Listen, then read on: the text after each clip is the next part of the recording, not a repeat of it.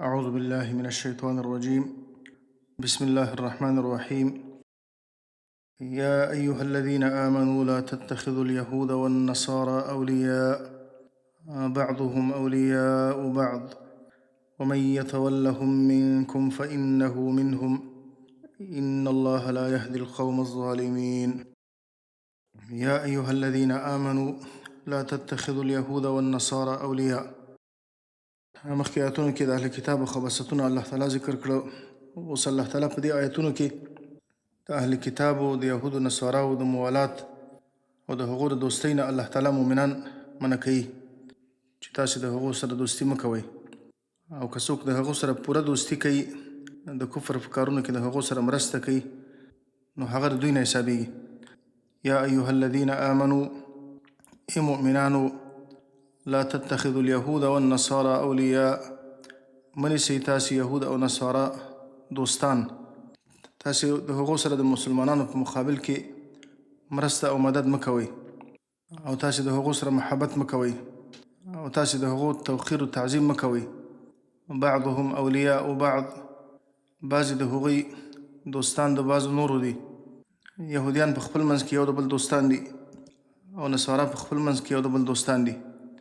یا بعضهم اولیاء بعض، یهود و نصارا په خپل منځ کې یو د بل دوستان دي.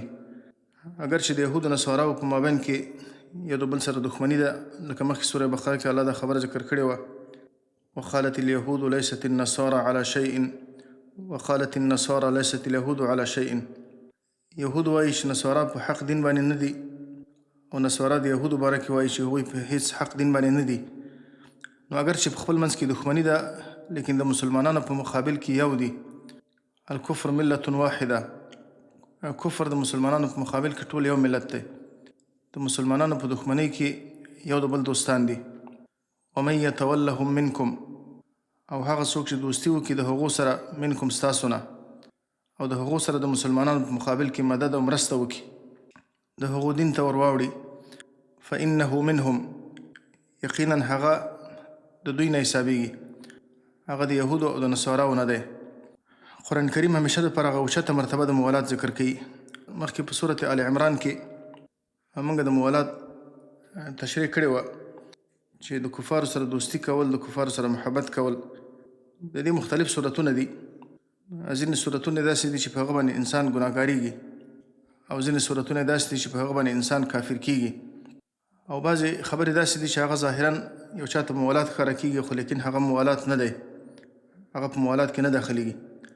لکه معاملات د کافرانو سره جایز دي، اخیستل، خرڅول، او په کوم ځای کې چې مسلمان ته خطر دی او د کافرانو د شر نه د ځان د ساتلو دپاره د هغو سره مدارات کوي، نو مدارات باندې الله تعالی مسلمانان نه نیسي.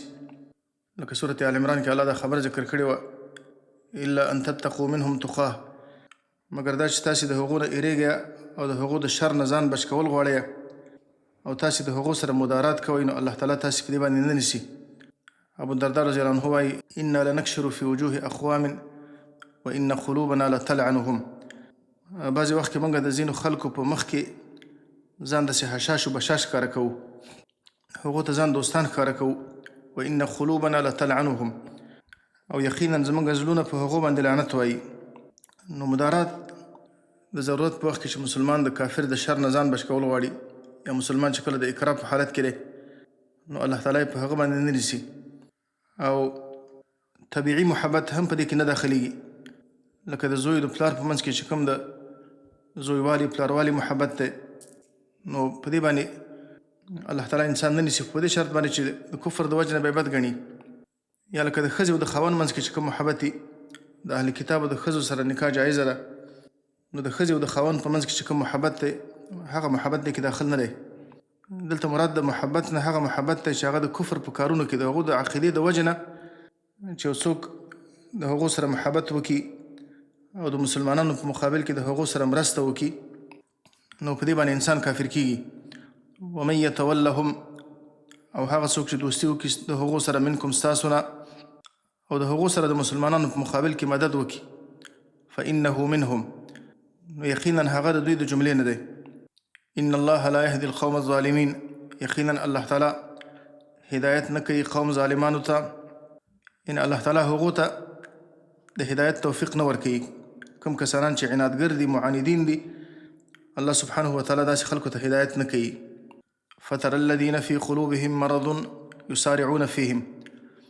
اوس الله د منافقانو حالت ذکر کوي چې منافقان همیشه دپاره د کافرانو سره دوستي کوي او دې لپاره دوستي ورسره کوي چې په دې کې ځان دپاره عزت لټوي.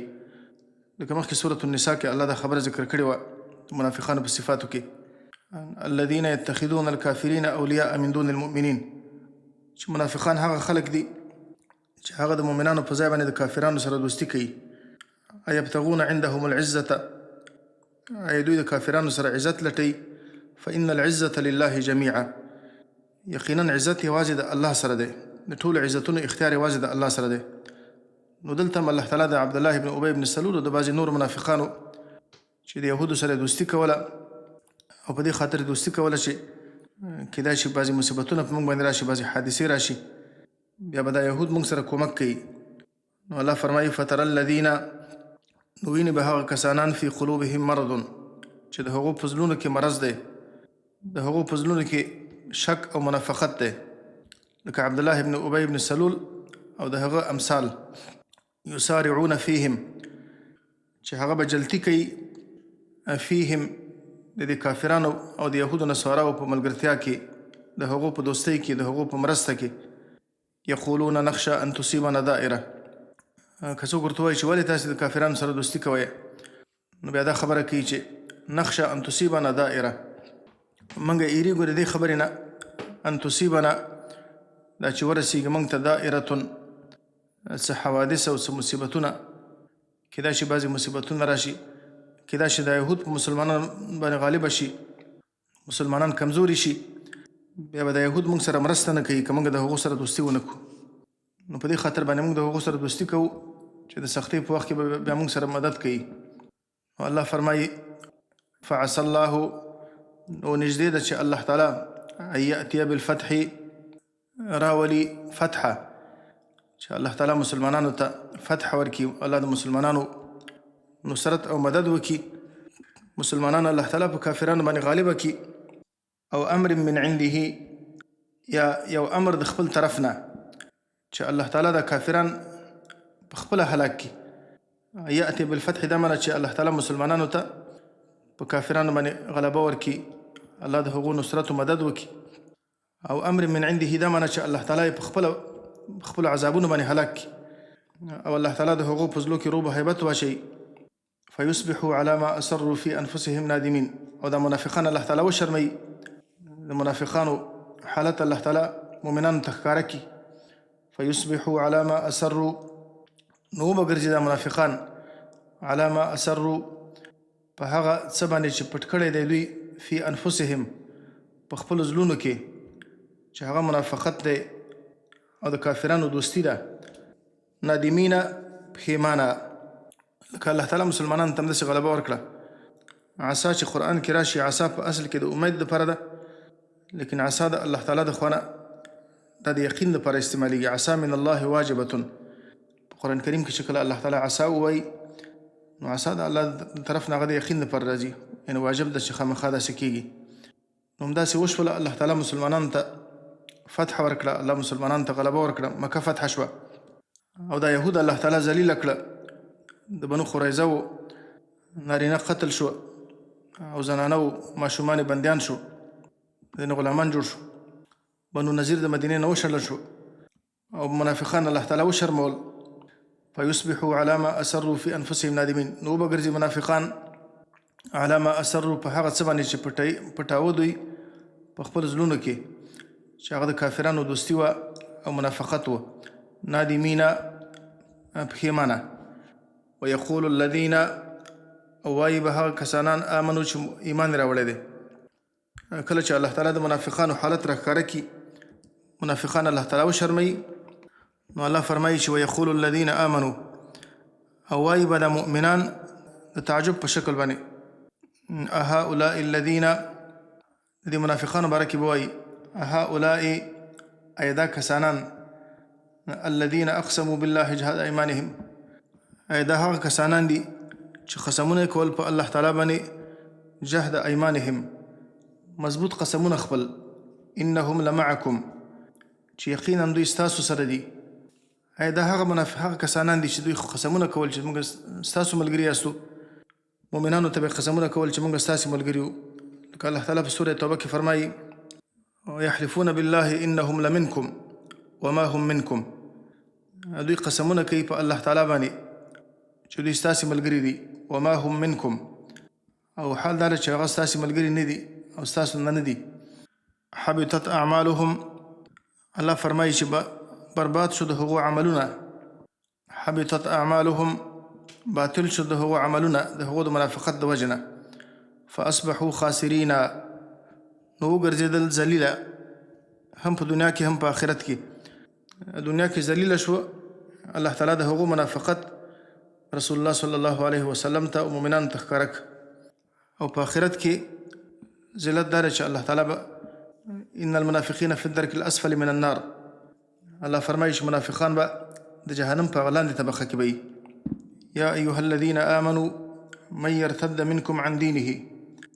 اوس په دې آیت کې الله تعالی دا خبره ذکر کوي چې الله تعالی چاته محتاج نه دی. که څوک د الله تعالی د دین نه اوړي نو الله ته هیڅ نقصان نشي رسولی، یوازې خپل ځان ته نقصان رسوي. ځکه چې د الله تعالی دپاره نور مخلص بندگان شته دي چې هغوی به د الله تعالی بندگی کوي او د الله تعالی دین به ساتي.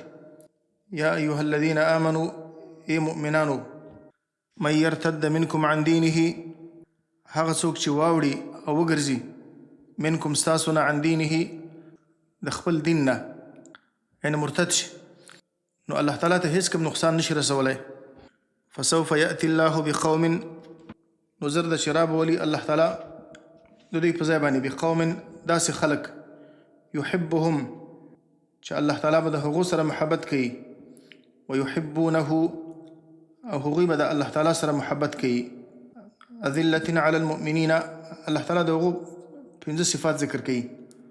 یو صفت دا چې یحبهم الله تعالی به د هغو سره محبت کوي ویحبونه الله او دوی به د الله سره محبت کوي. اذلة علی المؤمنین او نرمی کوونکي به د مؤمنانو په مقابل کې د مؤمنانو مقابل کې به نرمی کوونکي عاجزي کوونکي به. اعزة علی الکافرین او د کافرانو مقابل کې به سختی کوونکي. لکه الله تعالی سوره فتح کې فرمایي اشداء علی الکفار رحماء بینهم. الله د صحابه صفت کوي اشداء علی الکفار چې هغوی د کافرانو مقابل کې سختی رحماء بینهم او په خپل مابین کې یو بل باندې مهربانه دي. یجاهدون فی سبیل الله او جهاد به کوي په لاره د الله تعالی کې د الله د دښمنانو سره به جهاد کوي. ولا یخافون لومة لائم او نه به یریږي د ملامتیا د ملامتي کوونکي نه چې د الله تعالی په دین باندې عمل کوي. که څوک ورباندې اعتراضونه کوي څوک ورباندې انتقاد کوي څوک بد ورته وایي نو د چا د ملامتۍ نه به د الله تعالی د دین په باره کې نه هیریږي. او دا صفات ټول په صحابو کې موجود وو. که دا منافقان چې ظاهرا د اسلام دعوی کوي که دا د الله د دین نه اوړي د کافرانو سره موالات کوي د هغو سره دوستي کوي نو الله فرمایي چې الله تعالی دغسې خلک پیدا کړي دي او پیدا کوي چې دا صفات پکې دي چې مخکې ذکر شو. او دا آیتونه د ابو بکر صدیق رضی الله عنه باره کې نازل شوي دي. کله چې رسول الله صلی الله علیه وسلم وفات شو د رسول الله صلی الله علیه وسلم د وفات نه وروسته ډېر زیات خلک مرتد شو. مختلفې قبیلې مرتدې شولې او بعضې کسان داسې وو چې هغه مانعین د زکات وه زکات یې نه ورکاوه. وایي ځکه الله تعالی فرمایي چې خذ من اموالهم صدقة. الله خپل نبي ته وایي چې ته ځینې زکات واخله او دا د الله د پیغمبر پورې خاص وه او بل چاته موږ زکات نه ورکوو. نو ابو بکر صدیق رضی الله عنه د دې مرتدینو سره قتال وکړه د هغو سره جهاد وکړه. عایشه رضی الله عنها وایي کله چې پیغمبر صلی الله علیه وسلم وفات شو ارتدت العرب عرب مرتد شو او ونزل بأبي بكر ما لو نزل بالجبال الراسيات لهاضها.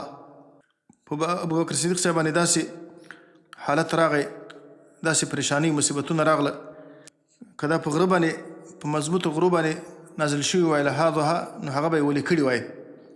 نو مختلفې قبیلې مرتدې شولې. نو ابو بکر صاحب اراده وکړه چې د هغو سره قتال وکړي. نو بعضې صحابه وویل چې نه، د هغو سره قتال جایز نه دی.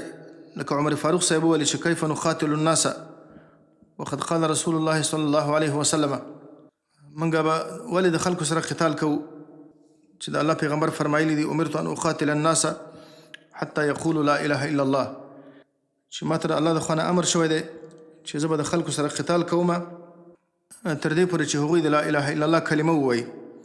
نو کله چې د لا اله الا الله کلمه ووایي بیا د هغو مال او د هغو ځان په امن کې شوه، الا بحقه، مگر د اسلام په حق باندې چې هغه څو شیان ذکر شوي په حدیث کې چې یا مرتد شي یا قتل وکړي یا زنا بعد الاحسان وحسابه على الله. نو ابو بکر صدیق صاحب وویل چې والله لاقاتلن من فرق بین الصلاة والزکاه، زما د په الله تعالی قسمي چې زه به د هغه چا په مقابل کې قتال کوم چې هغه د مانځه او د زکات په منځ کې فرق کوي. فإن الزکاة حق المال، ځکه زکات دا د مال حق دی. او په الله مې د قسمي والله لو منعوني عناقا یا عقالا كانوا يؤدونه إلى رسول الله صلى الله عليه وسلم لقاتلتهم على منعه. وزما د په الله تعالی قسمي که چېرته یې ورغمی چې په زکات کې په دوی باندې فرض دی چې باید ماته راکړي یا یو رسۍ، که دا زما نه منع کړي نو زه به د دې د منع کولو په وجه باندې د هغو سره قتال کوم. نو ابو بکر صدیق صاحب د هغو سره قتال وکړه. بعضې کسان خو رسول الله صلی الله علیه وسلم په وخت کې مرتد شوي وو، لکه د اسود عنسي، دا یو کس و چې د پیغمبري دعوا یې کړې وه او په یمن کې و. رسول الله صلی الله علیه وسلم معاذ بن جبل د څه مسلمانانو سره ولېږه، نو بیا فیروز دیلمي دا قتل که، دا اسود عنسي قتل که. پیغمبر صلی الله علیه وسلم ته جبریل علیه السلام خبر ورکړه چې اسود عنسي قتل که. نو پیغمبر صلی الله علیه وسلم صحابو ته دغه بشارت ورکړه دغه د هلاکېدو چې اسود عنسي قتل که او فیروز دیلمي قتل کړی دی. بیا پیغمبر صلی الله علیه وسلم د ربیع الاول په 12 باندې وفات شو او د ربیع الاول د میاشتې په اخر کې به دا خبر راورسېد مدینې ته، او د الله پیغمبر مخکې د مخکې نه خلکو ته خبر ورکړی و. او دارنګه مسیلمه کذاب چې دا د بنو حنیفه د قبیلې دا مرتد شوی و او د پیغمبر صلی الله علیه وسلم په زمانې کې د پیغمبري دعوه کړې وه، او رسول الله صلی الله علیه وسلم ته خط لیږلی و من مسیلمة رسول الله الى محمد رسول الله اما بعد فإن الارض نصفها لي ونصفها لك. نو داسې خط لیکلی و، ځان ته هم پیغمبر لیکلی و چې د مسیلمه نه دا خط دی چې هغه هم د الله پیغمبر دی علیاذ بالله، الى محمد رسول الله، محمد رسول الله ته. او بیا ورته لیکلي چې اما بعد فإن الارض نصفها لي ونصفها لك، دا ځمکه نیمایي ستا ده نیمایي زما ده. دوه کسانو ته دا خط ورکړی و. نو کله چې پیغمبر علیه السلام ته دا خط ورسېد هغو ورته ورساوه، نو د هغو نه یې پوښتنه وکړه آیا تاسې دا ګواهي کوئ چې مسیلمه د الله پیغمبر دی؟ نو هغو ورته ویلي چې نعم، بلې موږ دا ګواهي کوو. نو رسول الله صلی الله علیه وسلم ورته وویلې لولا ان الرسل لا تقتل لضربت اعناقکما، که چېرته استازي نه قتل کېدلی نو ما به ستاسې دا څټ وهلی وای، ما به تاسې قتل کړي وای. بیا پیغمبر صلی الله علیه وسلم ورته جواب ورکړ چې محمد رسول الله الى مسیلمة الكذاب اما بعد فإن الارض لله يورثها من يشاء من عباده والعاقبة للمتقين. د محمد رسول الله صلی الله علیه وسلم نه مسیلمه کذاب ته اما بعد هغه ویلو چې دا ځمکه نیمایي زما ده نیمایي ستا ده. رسول الله صلی الله علیه وسلم ورته ولیکل چې فإن الارض لله يورثها من يشاء من عباده، دا ځمکه د الله تعالی ده چې الله چاته وغواړي د خپل بندګانو نه هغه ته ورکوي، والعاقبة للمتقین. او دا خط بیا ورته ورکړه. بیا پیغمبر صلی الله علیه وسلم مریض شو، بیا وفات شو. ابو بکر صدیق رضی الله عنه خالد بن ولید ورته ولېږه د یو غټ لښکر سره، او بیا د وحشي په لاس باندې مسیلمه کذاب قتل شو. وحشي دا مخکې د جاهلیت په زمانې کې د مطعم ابن عدي غلام و، او د احد په جنګ کې حمزه رضی الله عنه شهید کړی و. او بیا الله تعالی دغه سعادت ورته ورکړي چې مسیلمه کذاب قتل که.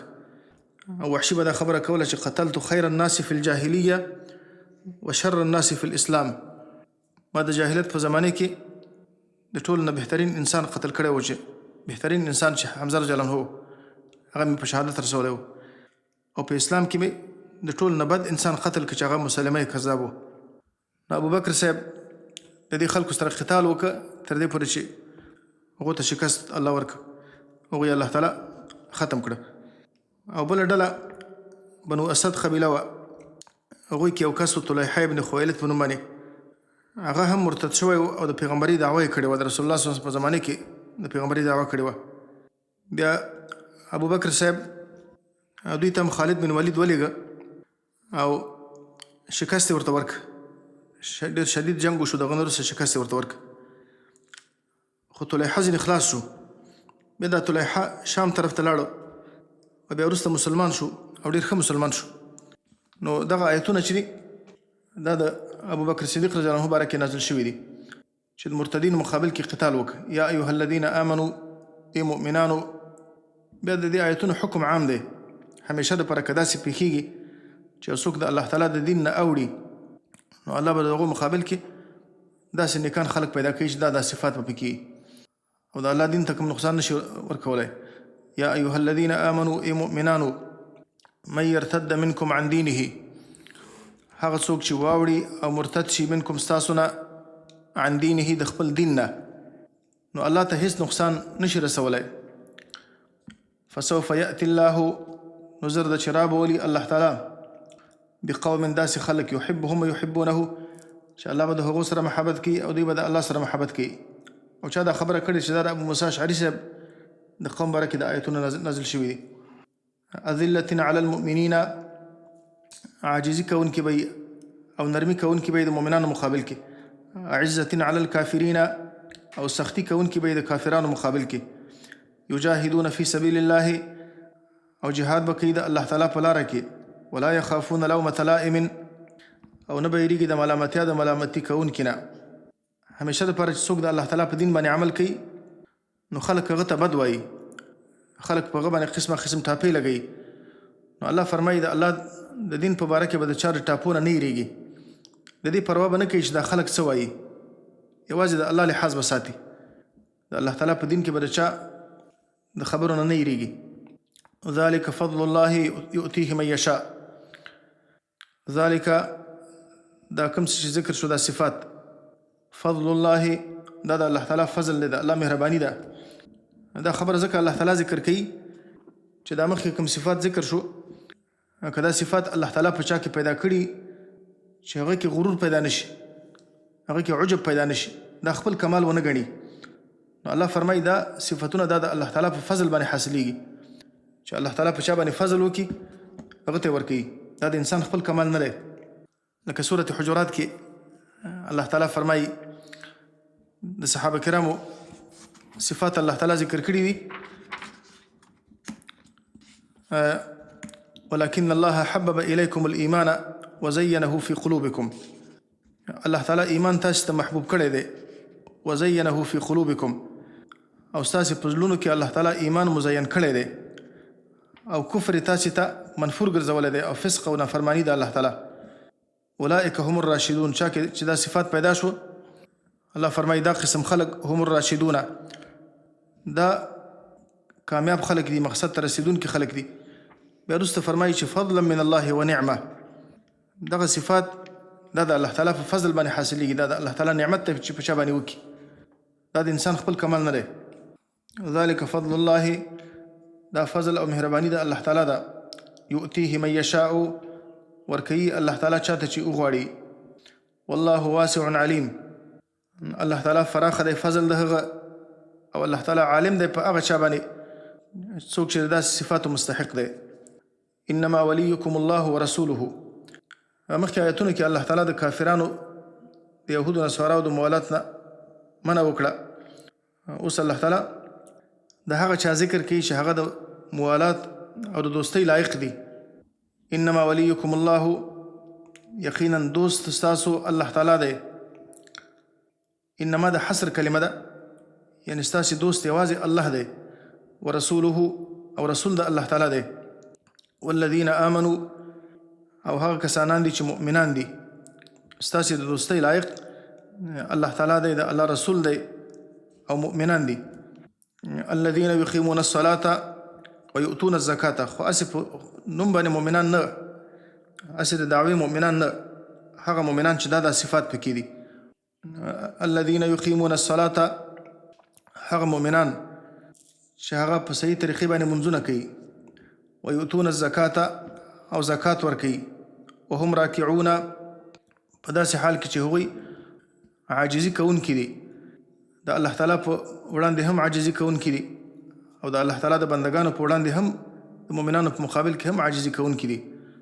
داسې قسم خلک هغه د دوستۍ لایق دي. الله تعالی د دوستۍ لایق دی، د الله پیغمبر او داسې مؤمنان. یا وهم راکعون، په داسې حال کې چې هغوی رکوع کوونکي دي، یعنې نفل منځونه هم کوي. یقیمون الصلاة کې فرض منځونه کوي، او په هم راکعونه کې اشاره ده چې د دې په څنګ کې نفل منځونه هم کوي، لیکن اوله معنا واضحه ده چې مراد راکعونه نه یعنې عاجزي کوونکي دي. ومن يتول الله، او دا انما کلمه د حصر دپاره ده.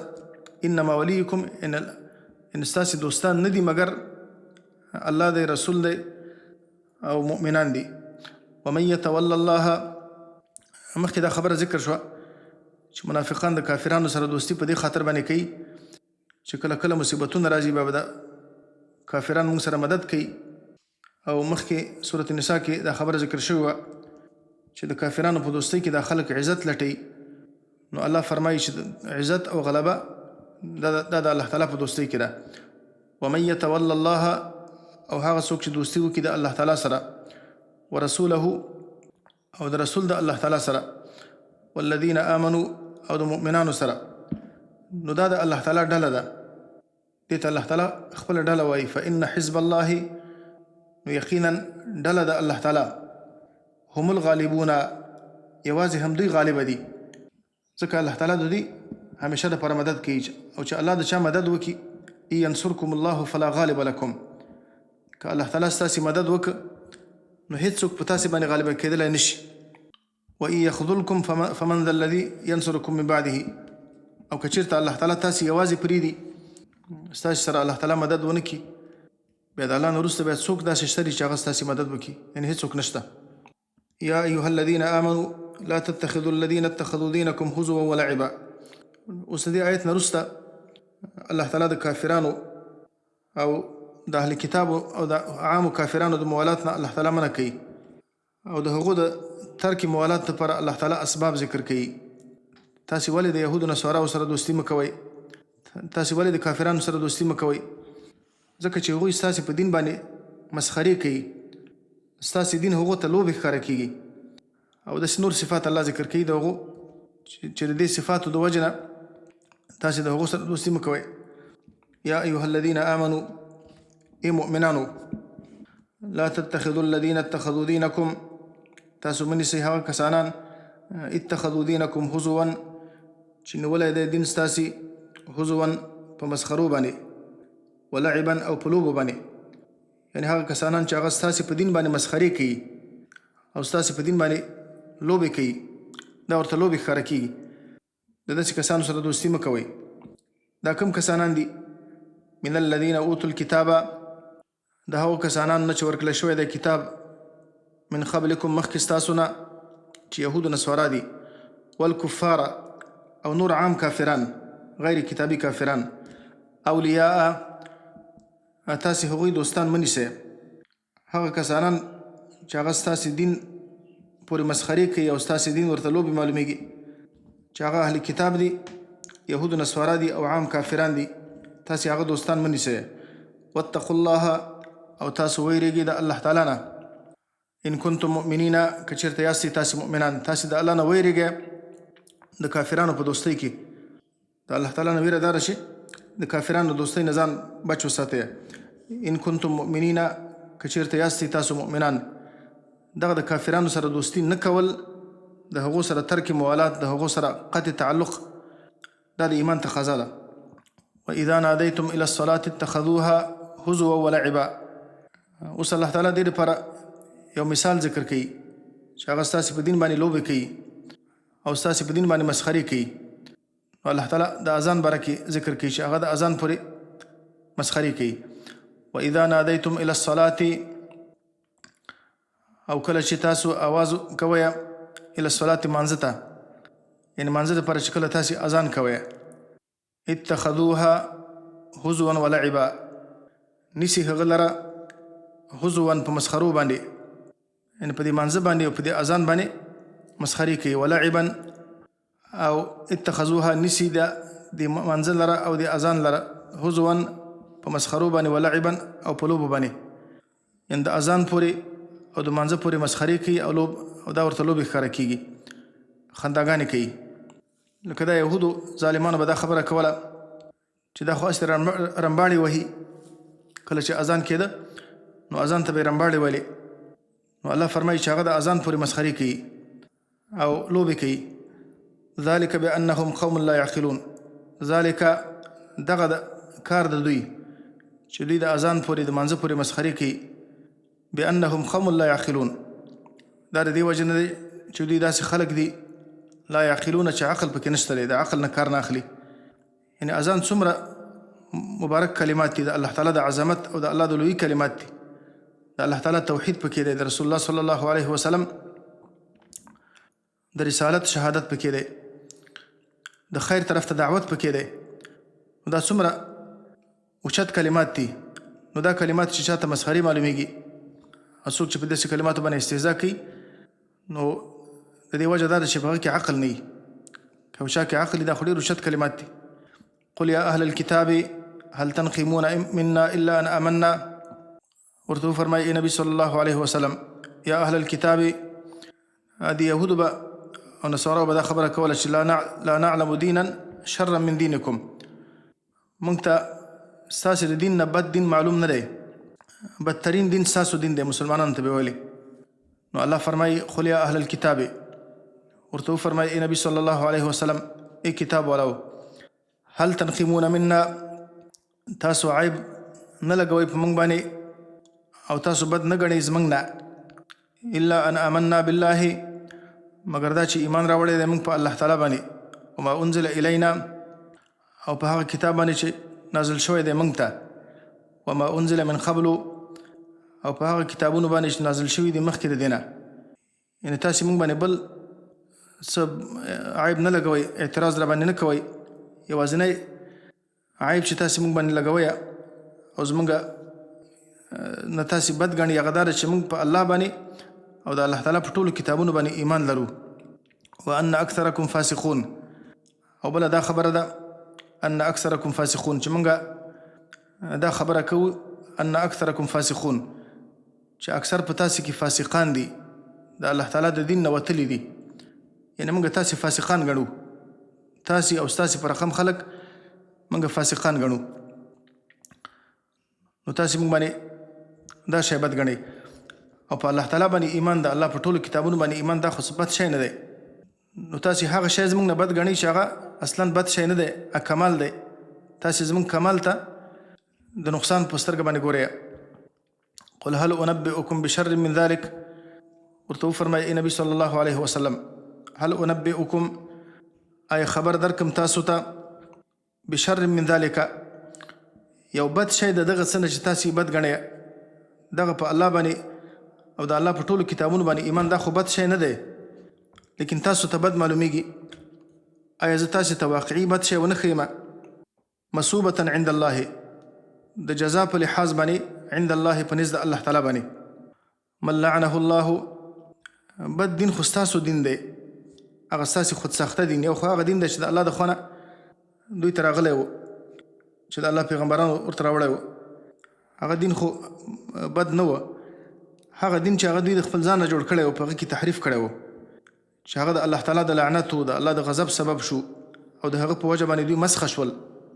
او هغه دین چې په هغه کې د مخلوق عبادت دوی کاوه او دې ته دین ولی، نو الله فرمایي چې دغه دین بد دی.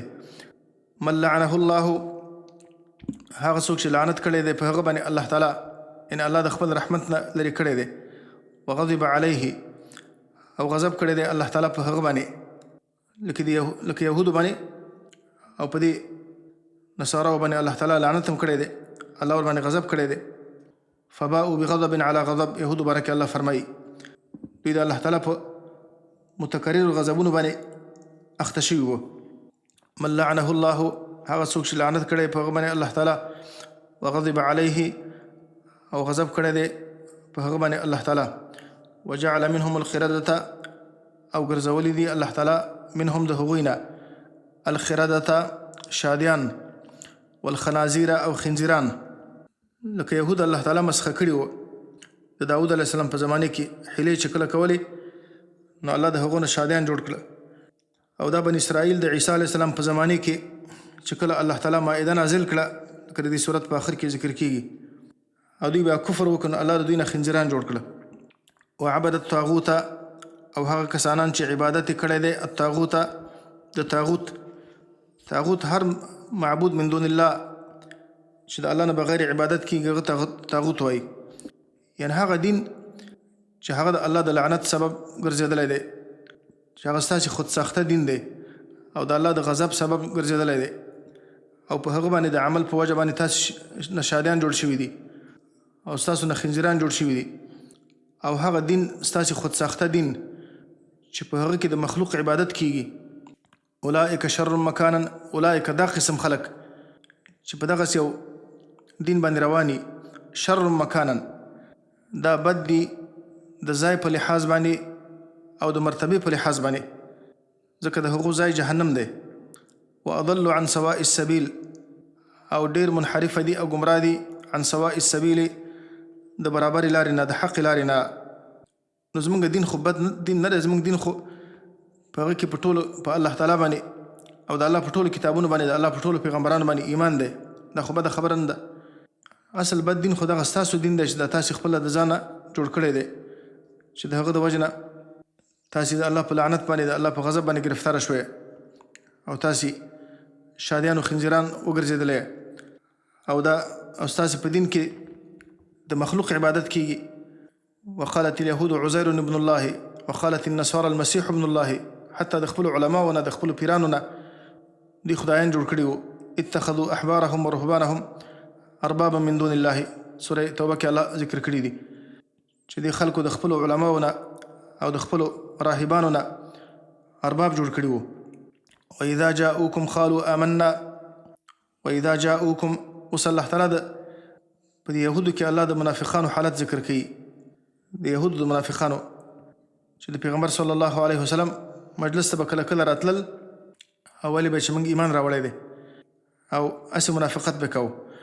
واذا جاءوکم او کله چې راشي دوی تاسو ته د منافقان قالوا آمنا نو وایي دوی چې ایمان راوړی دی موږ د اسلام او د ایمان اظهار کوي. وقد دخلوا بالکفر او حال دار چې دوی داخل شوي دي ستاسو مجلس ته بالکفر د کفر سره وهم قد خرجوا به. یعنی کله چې داخل شوي دي هم ایمان پکې نه وه، د ایمان خبرې هسې د دروغو دعوې کولې. وهم قد خرجوا به او دوی وتلی دي به د کفر سره.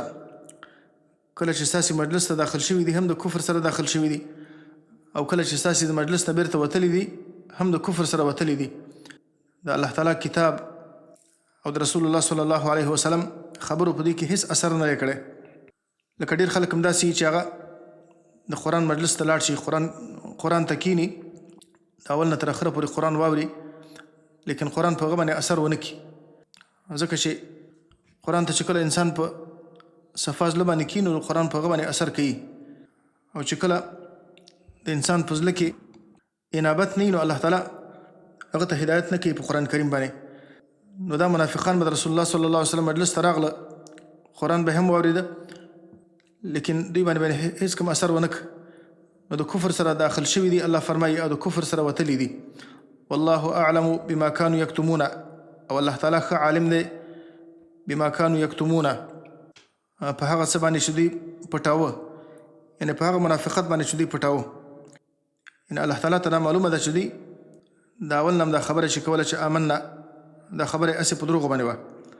وترى كثيرا منهم او ویني به ته نبي صلی الله علیه وسلم كثيرا منهم ډېر زیات د دې یهودو نه یسارعون فی الاسم والعدوان چې هغه په جلتۍ سره او په تیزۍ سره به ورځي فی الاسم د ګناه په کارونو کې والعدوان او د ظلم او په ظلم او په تجاوز کې د ګناه په کارونو کې به په تیزۍ سره ورځي په ډېر شوق او په رغبت باندې به د ګناه کارونه کوي یو د بل نه مخکې کېږي والعدوان او په تجاوز کې د الله تعالی د حدود او په ظلم کې واکلهم السحت او په خوراک د دوی کې السحت حرام لره رشوتونه بخوري او سودونه بخوري او دا د الله تعالی د کتاب په آیتونو کې به تحریف کوي دغه مقابل کې به پیسې اخلي سحر او جادو به کوي او د جادو د سحر مقابل کې پیسې اخلي په مختلفو طریقو باندې حرام خوري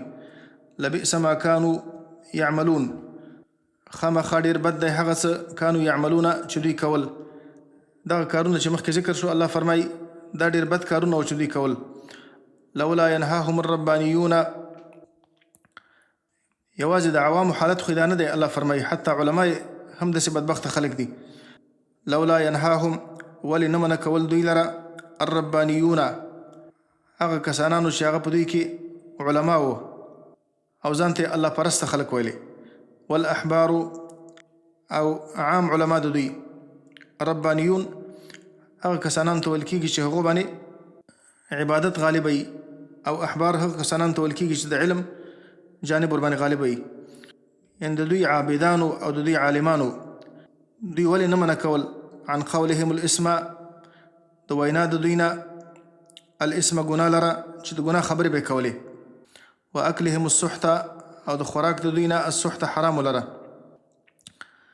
یعنې نه یوازې دا چې په عوامو کې دا مرضونه وو علما یې هم داسې بدبخته وو چې هغوی د ناروا کارونه نه منع کول او عبدالله بن عباس فرمایي چې ما فی القرآن آیة اشد توبیخا من هذه الآیه وایي په قرآن کریم کې ډېر سخت آیت د توبیخ په لحاظ باندې دا آیت دی د علماو باره کې چې الله فرمایي چې علما چې کله منع نه کوي لبئس ما كانوا يصنعون خامخا ډېر بد دی هغه کار چې دوی کاوه چې دا ناروا کارونه به لیدل او دوی به نه منع کول وقالت اليهود يد الله مغلوله اوس په دې آیت کې الله تعالی د دوی د الله تعالی په شان کې د دوی ګستاخي ذکر کوي چې دوی د الله په شان کې بې ادبي کوله د یهودو ته مخکې الله تعالی ډېره فراخي ورکړې وه بیا وروسته ورباندې فقر راغی نو د الله په شان کې دا ګستاخي کوله وقالت اليهود او وایي یهود ید الله مغلوله چې لاس د الله تعالی بند کړی شوی دی یعنې مخکې الله تعالی په موږ باندې خرچه کوله اوس الله تعالی په موږ باندې خرچه نه کوي علیاذ بالله الله ته د بخل نسبت کوو چې الله بخیل شوی دی عیاذا بالله غلت ایدیهم الله فرمایي چې تړل شوي دي لاسونه د دوی د کولو د نیکو اعمالو نه د دوی لاسونه د نیکو کارونو نه بند شوي دي یا د دوی لاسونه د بند شي یا د جمله دعائیه ده یا جمله خبریه ده که جمله خبریه شي معنی غلت ایدیهم د دوی لاسونه بند کړی شوي دي د هر قسم خیر نه او په قیامت کې به هم الله تعالی د دوی لاسونه د څټونو پورې وتړي او که جمله انشائیه شي یا دعائیه نو غلت ایدیهم د دوی لاسونه د بند شي ولعنوا بما قالوا او دوی د الله تعالی په لعنت باندې ګرفتاره شو بما قالوا د هغې بدې وینا د وجه نه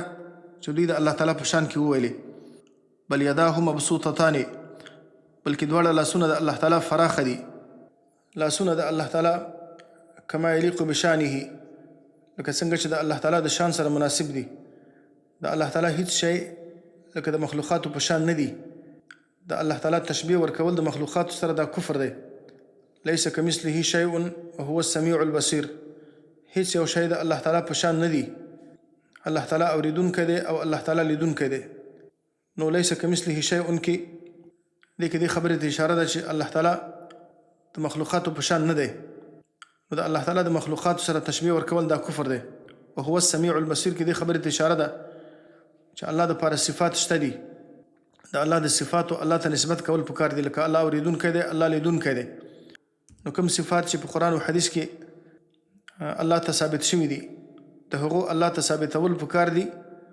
لکه څنګه چې د الله د شان سره مناسب دي بغیر د دې نه چې موږ کیفیت بیان کړو نو د الله لاسونه فراخه دي كما يليق بشانه. او حدیث کې راغلی دی رسول الله صلی الله علیه وسلم فرمایي ید الله ملأ لا تغیضها نفقه، د الله تعالی لاس ډک دی لا تغیضها نفقه، کومه خرچه چې الله تعالی د دې نه کوي نو په دې باندې په هغې کې څه کمی نه راځي، د الله په خزانو کې کمی نه راځي. سحاء الليل والنهار، چې الله تعالی د شپې او د ورځې د خپلو بندګانو ته ورکوي، لیکن بیا هم د الله د خزانو نه هیڅ شی نه کمیږي. رسول الله صلی الله علیه وسلم فرمایي په دې حدیث کې ارأیتم ما انفق منذ خلق السماوات والارض فانه لم یغض ما في يده.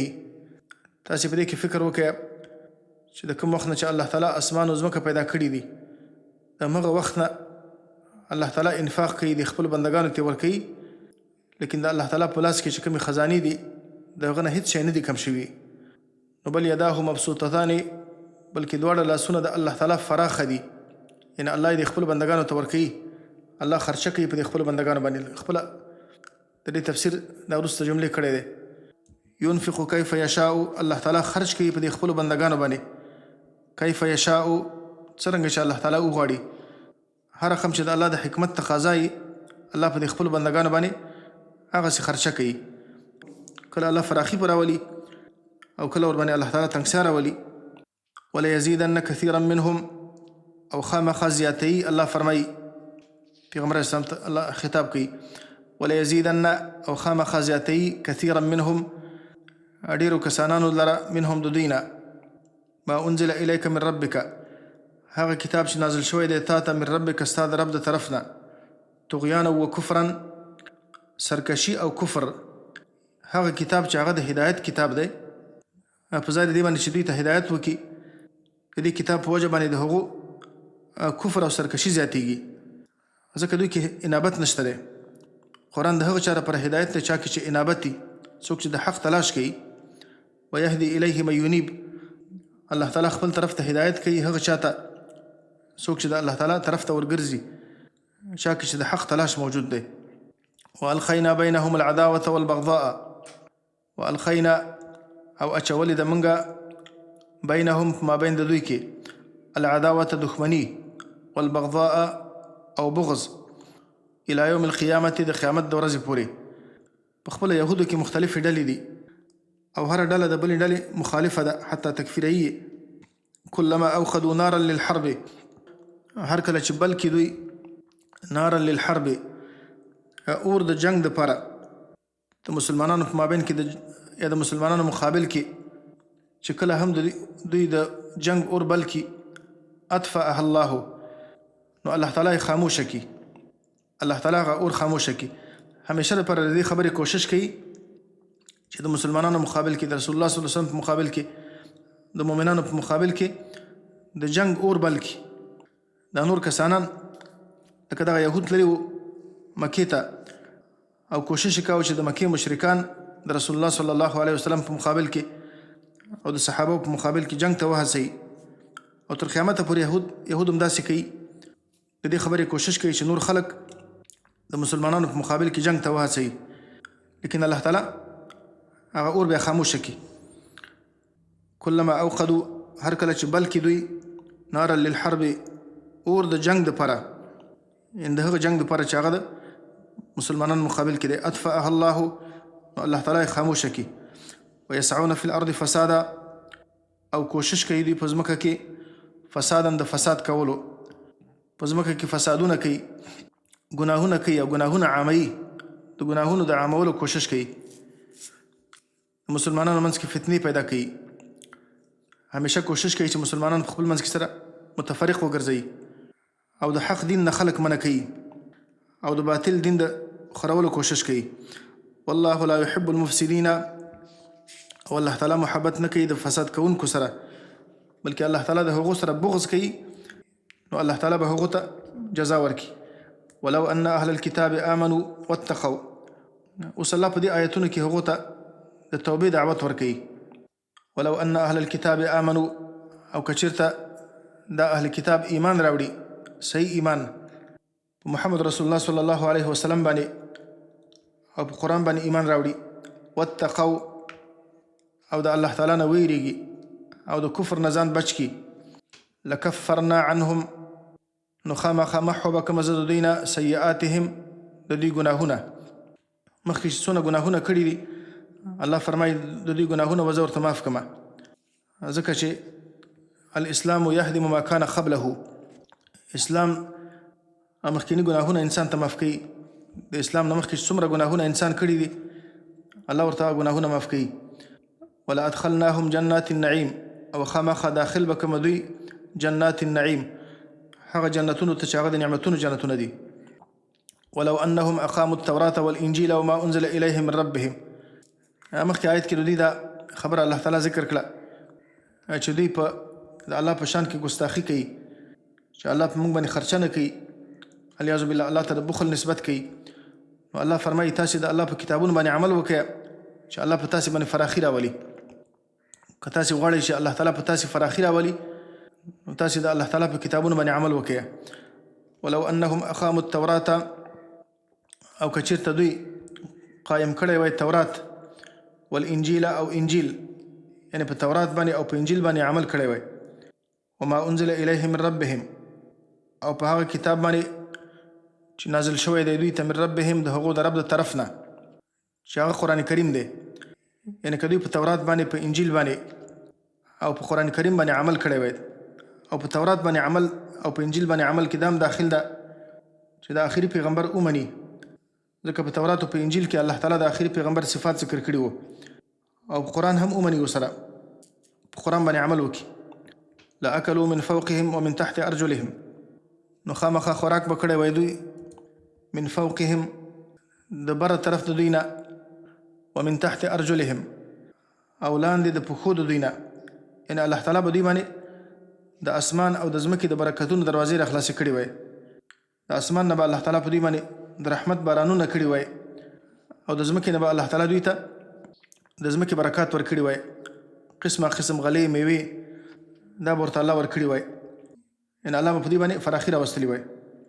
لکه الله تعالی په سورة اعراف کې فرمایي ولو ان اهل القرى امنوا واتقوا لفتحنا عليهم برکات من السماء والارض، که د دې کلو والا ایمان راوړی وای او تقوا یې اختیار کړی وای، لفتحنا عليهم برکات من السماء والارض، نو خامخا ما به راخلاصې کړي وای په دوی باندې برکات من السماء والارض، برکتونه د اسمانونو د اسمانو د ځمکې نه، د اسمان د برکت دروازې او د ځمکې د برکت دروازې به ورباندې الله راخلاصې کړي وای. منهم امة مقتصده، اوس الله فرمایي په دوی کې ټول داسې نه دي، په دوی کې بعضې خلک نیکان خلک هم شته دي. منهم امة مقتصده، بعضې د دوی نه امة مقتصده، یوه ډله ده میانه رو او په حق باندې روان، لکه عبدالله ابن سلام په یهودو کې او د هغو امثال، او نجاشي چې په محمد رسول الله صلی الله علیه وسلم باندې ایمان راوړی و. منهم امة مقتصده، بعض د دوی نه یوه ډله ده میانه رو او په حق باندې روان. وکثیر منهم ساء ما یعملون، او ډیر د دوی نه ساء ما یعملون، بد دی هغه عمل چې دوی کوي. یعنې اکثر په دوی کې ناکاره خلک دي او نیکان خلک په دوی کې ډیر کم دي. وصلی الله وسلم وبارک علی نبینا محمد وعلى آله وصحبه اجمعین.